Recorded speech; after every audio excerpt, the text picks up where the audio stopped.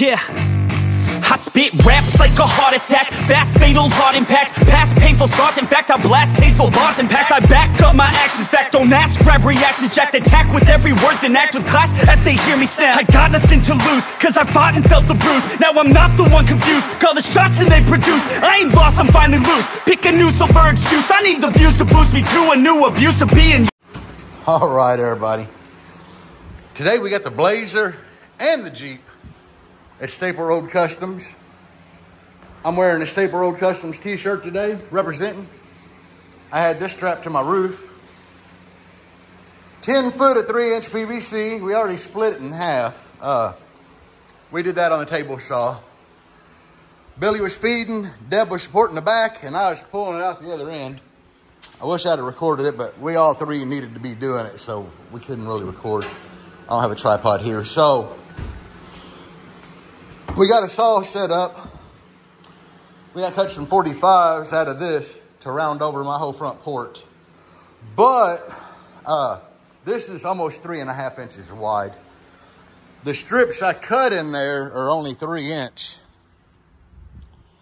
And I made the executive decision to do roundovers all the way around the wife's port also. So I already got these unscrewed. And I'm telling you guys, I put this shit in with just regular household silicone and it will not budge. It won't budge at all. Not one bit.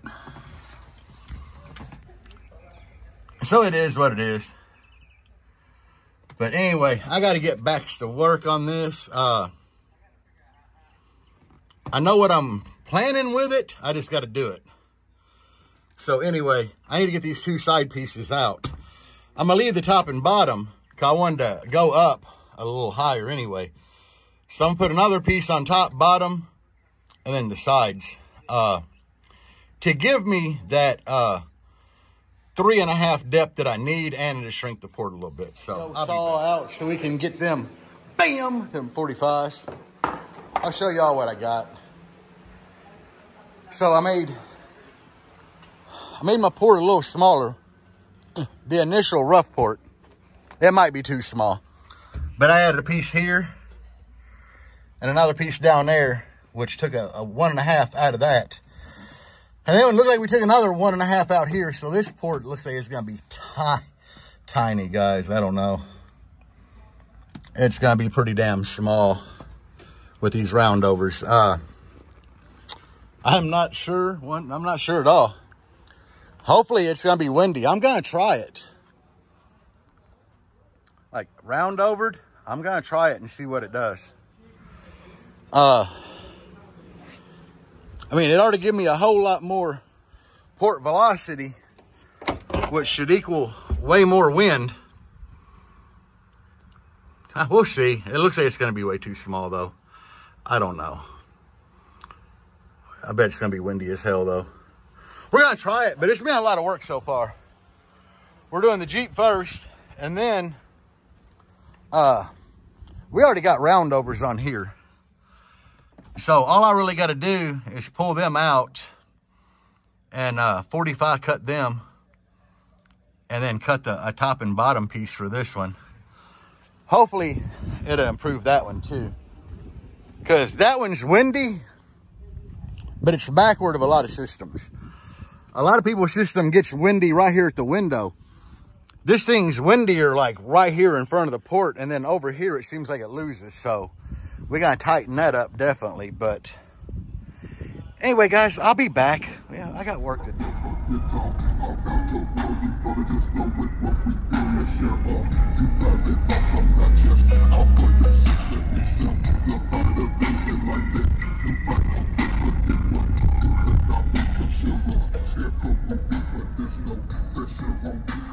So I got the port in, the roundovers all in. Oh shit, copyright. So I did a little testing, and it seems like an improvement to the Aerometer. It's still a decent amount of port. I mean, honestly, we have done no numbers on this build, like none at all. I'm still down on one alternator, so I'm just letting it run, trying to get my voltage up a little bit. But it seemed like an improvement. Sound quality wise, it seemed like an improvement. Say hi, Deb. Hi, guys. You know you're supposed to say hi, Deb. Oh. But now I got to work on the old Blazer and see what we can get done with it. So, yeah, I don't know. I got to play a bunch of different music in there and see how that round over really, what it did. I mean, like I said, I didn't do any, like before numbers, it ain't never been on the meter yet. I know a round over normally helps, so that's why we did a round over. It's still floating the hoodie really, really good. And that was like both windows down. Deb filmed a video clip, I'll throw it in here. Maybe before this segment or whatever, but both windows down floating the hoodie. So that's impressive, really, to be able to float something as heavy as a hoodie with both windows down, and it had no issues at all, guys. So now we get to work on the old Blazer, because Jangalang done. Oh yeah, I named the Jeep Jangalang, guys. And a couple reasons. It took me a long time to come up with that name. Let me flip around. So everybody and their dad started calling their build the shit box. And I'm not gonna say it's because I did it, but after I did it and went viral on TikTok, every build that I've seen started being called the shit box. And you know, I called my Jeep a shit box before I ever had a build in it, because Jeep Cherokees are the original shit boxes. That's just facts, because they're shaped like a box, and you know, normally they run so long because they're so dependable. The body will be just like rusted away, and they run and drive great still. So they just kind of dubbed the term shit box. I had shit box on the fenders of that thing before I ever put a build in it. Now, I said everybody dubbed that term, no matter if they got a little car or whatever, it's shit box. So that's one reason. Number two is it don't really look like a shit box anymore. It's kind of too nice to be called a shit box. So I needed to come up with a name that's kind of original. And I like the name Jangalang. Now, if you look on Urban Dictionary, Jangalang does mean homosexual. It means money. There's another definition of it for family. And one definition is there is a well-endowed man, which all that bass you got in her, that kind of fits. And lastly, there was a famous pimp in the 1940s and 50s named Jangalang. All them definitions fit the Jeep. You're like, how does the homo part fit the Jeep? Have you seen all the teal in there? That looks, you know. Anyway, guys, I don't know. I just chose Jangalang. The wife still ain't named the Blazer. We just still call it the Blazer. But I don't know. You know, sometimes something will just come to you. And that's how the name I picked for the Jeep happened. After 4 or 5 months of thinking about a new name for it, it just happened. It just popped in my head. So I'm sticking with Jangalang, guys, but I got more work to do. So we got the round over and the Blazer. Not lined up 100%. Man, it's hard to get them lined up 100%. Especially when your cuts ain't 100%. Yeah, I probably need to move that bottom one out a little bit, or the driver's side bottom out. I went to the original screw hole and it wasn't apparently straight. But anyway, we're getting ready to do a little bit of testing, so let's do it.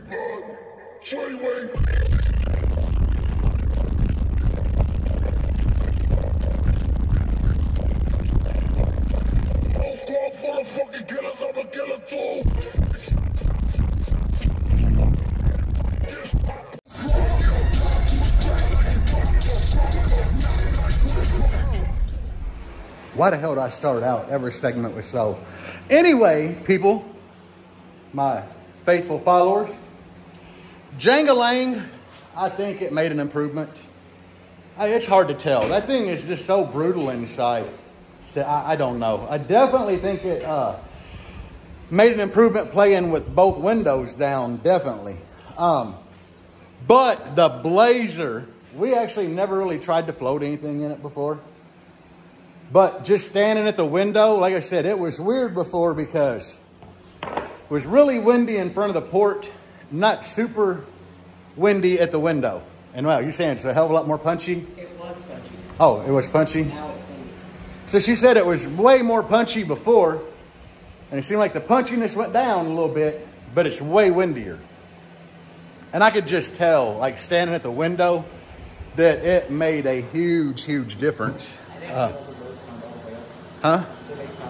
And she wouldn't turn the bass knob all the way up on volume 28 where we normally demo at. So it floats both windows now. So, and like it was whipping her hair really good. So round over definitely helped the Blazer. I'm not sure about the Jeep. I think sound quality wise, it helped the Jeep. But there's something weird about the Jeep that I don't think I've really discussed on here before. Before I had some carpet in it, over my center hump or transmission tunnel, it was carpeted. And, damn, I just burped. And the floor mats in it were carpet. So it kind of had the appear of having carpet. But, and I had the fur roof, and I had fur on the fiberglass and the B-pillars behind me.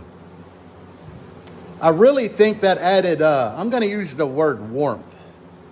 Just the whole vehicle seemed cozy, warmer. And now I have nothing in their fabric but the seats. And it really, it's just got a hollow, echoey tone to it. It's like, you know, the fur kind of helped sound deaden, I guess, or absorb some of it. And now it's like nothing. So it's really weird to me. It lost some of the like homeliness feel, I guess, you know, where it just felt so comfortable. It really lost some of that by everything in it just being rigid. Is it louder? God, yeah. Windier? Yeah, but there's something missing. I don't know. I might buy some of that really, really cheap automotive carpet. You know, the stuff you get in a roll and you got to trim and like spray adhesive it to something. I don't know, but I do feel like I need to do something in there because I kind of miss, I don't know. I don't even know if I'd put carpet in it. I don't want to put fur back on the roof because when I did that, you know, it was cool. And then I kind of went TikTok viral and everybody started doing it. And I mean, I still get like 5 messages a week like, hey, where do you get the fur at for the roof? Amazon. Fake fur on Amazon. But yeah, they got all the colors. But anyway, you know, that's kind of what I had to do this weekend. I did, from the storm, I did get a lot of tree limbs down in my yard, like the whole top of one tree. Guys, you're not going to believe this shit. Me and the wife had been out in the backyard and we're like, hey, you know, we might need to move the Jeep and the Blazer because if that tree came down, which is a big old oak tree, you know, if it came down, it would take out both of them. We kind of blew it off, you know. And then if you watch my videos, you've seen where we went to Waffle House, the door got blew open. But here's what you don't know. We got home, we go out back and we're in the whipping storm. And we go back in the house and we think everything's going to be all right. We're like, hey, that oak tree's probably 150 years old, 200 years old. It's been here this long. We heard loud crack and pop. We go out back and I see the whole top of this tree is laying like 3 foot in front of the Blazer. So yeah, at that point in the storm, we got the keys to both vehicles and moved them to where there was no trees. Kind of weird. But yeah, I got to cut that tree limb up tomorrow and stuff. So this weekend's video is probably going to be kind of like lame because I think I've already done the majority of what I got to do, which was roundovers. But anyway, I do want to thank all of you guys. You know, there was lots of comments in my past 2 videos just, you know, talking about the hurricane coming that's telling us to be safe and sending prayers and all that. I appreciate that, guys, because that means I have some of the best, like, followers on here. Thank you, guys. Deb saying thank you, guys. You know, I don't really consider y'all fans because I don't think I'm important enough to have fans. I just try to get on here and be myself, you know, and do videos and talk about the daily life of a bass head and kind of show y'all technical stuff. And some of the technical stuff is at Staple Roads Customs because I no longer have a garage. And they got this cool little saw. Cut them 45s on this PVC, like excellent. Kind of weird to judge the gauge because, you know, even if you have a line down here at the bottom where you want it to cut, it's going to cut back. So what I started doing on all these pieces, I would get the measurement I need, and I would actually mark the pipe a 1/4 inch longer, and then I would go to this edge, which is the far side, and line that mark up there. And it seemed like where the blade cut, it would be almost right on the money, but not quite. And then I would just go back and stick the blade like right at the top of here, just to take off a blade at a time. And it got everything pretty damn close. So that saw is a godsend, guys. I ain't gonna lie, it worked out really good. And I bought a 10-foot stick of PVC, split it in half, and this is about what I have left. I did screw up a couple pieces. They just kept coming out wrong. This is one the wife had in there, but I tried like cutting the ends down, didn't work. Kind of a leftover piece. It's the first piece I cut for my Jeep and realized it was cutting short. But anyway, that's gonna do it for now. So far I'm really happy with what we got going on. So I'm gonna show y'all what Billy's got going on. Hold on, guys. Y'all have seen Billy's build a lot. He had the 621s, did all the really pretty amp rack and stuff. And right now it's bare, guys. Bare. You can see he gets a lot more technical with his crap than I do. This dude marked out a grid to put his screws. Like I said, he definitely gets more technical with stuff than I do. Wow, check it. And he could have went a lot bigger on this enclosure. I mean, he's got this much room at the top. Yeah, he could have had a huge enclosure in here. I mean, it's still pretty damn big, I'm not gonna lie. But yeah, he wasn't happy with the 621s. I don't blame him. I've had people argue with me, but I don't think neodymium subs are great for demos. It's just me. They're really good for numbers. I mean, look at what people's doing with the compact Neos for numbers. But when it comes to demoing, nah. I had people argue with me on Facebook saying that, oh, neodymium don't lose its magnetism or gosh when it gets hot. So then I threw up a video from a science website where they're just using a candle heat. It wasn't a torch, it was a candle. They heated a neodymium magnet, it wouldn't pick nothing up. But there's some of Billy's baffles. I mean, he gonna kill me. He don't want a whole lot of people to know about this build. But yeah, there's some of his baffles. And we're just gonna do a quick pan around so you can, whoop, that's it. That's all you get, guys. That's all you get. The sneak peek of Billy's build. But yeah, we always got stuff going on out here at Staple Road Customs. All right, guys.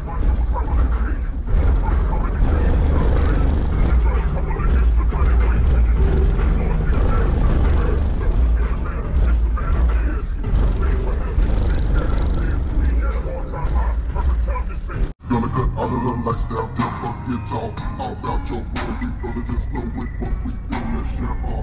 You private thoughts from my chest. I'll put your six, let me sell. Look by the things that like that. You bite on quick, forget what you heard about me, cause you're wrong. Scarecrow, you be but this no pressure on you, cause you know what you must do. Check this out, let's out. Okay, this is my Monday, guys. So, little tree limb. Big tree limb. Come out of the top of the tree up there. Yeah, I don't have a chainsaw, but we're doing this base head style. What we have is my Sawzall, and I got a ton of these cobalt blades because everything I get is cobalt. And I just went out and got a good wood tool. So yeah, there ain't gonna be a whole lot of base head stuff going on in the rest of this video. This is part of life, guys, just having to get out here and do this shit. But these limbs, the Blazer was parked like really close to all this, so it is what it is. But actually, this is the first time I've walked over toward them. Holy crap, there's some big ass limbs. Like, here we go. I'm standing in the middle of all this crap. It's taller than me. Wow. I didn't realize that they were this big, but I literally just looked at them from the porch, so. How it hit the fucking ground and dug in. Yeah. The wife's talking about this here. I'm thinking this is probably where it landed. But oh well. I'm gonna get ready to fire up the old Sawzall and try to clean this shit up, guys. By the time I got the trailer, I got that big limb I showed you earlier. I got a good section of it cut up. But at the other end of my yard, it looked like some small limbs, and indeed, they were pretty damn big. And I've got almost a trailer full with just that. So it is hardwood. Both limbs are hardwood. What'd you say this one was, babe? Oak? Yeah. So this one's oak. And the other one is like, what, sweet gum? Yeah. See, which is also hardwood. So I tried to be witty and throw an ad for free. Come pick it up on Facebook Marketplace, because a lot of people have fireplaces and It's winter. it's going in the winter. So somebody might actually come and get all this crap. I don't know. Hopefully. But we'll see by the time I get the other bit of it cut up. But anyway, yeah, this is what I'm doing. The old Sawzall is done great, though. I've cut all this here up on one battery, and the majority of that up on one battery, which they are the bigger batteries, but the old blade I bought's cutting right through it. So yeah, if you got a portable Sawzall or whatever, you can definitely like trim trees. A lot of people don't realize that. They think you need a little chainsaw or something, but when I actually got that Sawzall, it was for a reason. And it's because when I would mow low-hanging tree limbs like this, I needed to cut down to so I didn't get poked in the eye or whatever running under them with the mower. And that is why I actually got that Sawzall to begin with. But anyway, guys, yeah, that's a trailer load. But anyway, I'm going to get back to work and keep an eye on my messenger, and hopefully somebody will be interested in a, I don't know, what do they call it? A flat, a rick, a cord? There's at least a cord of wood here, probably. So it ought to be worth somebody to come pick it up and take it off my hands. But anyway. So, here's the trailer load. Man, a lot of wood. And I mean, even though like these little pieces like this, man, that's still decent firewood. These are really good pieces here. And you get a couple out of this, that, a few out of that. And I cut all this with a damn Sawzall, guys. A battery-powered Sawzall. It took 2.5 batteries to cut up this and what was down there.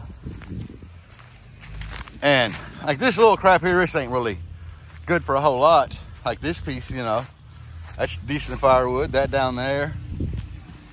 So, obviously I can't haul all this off today.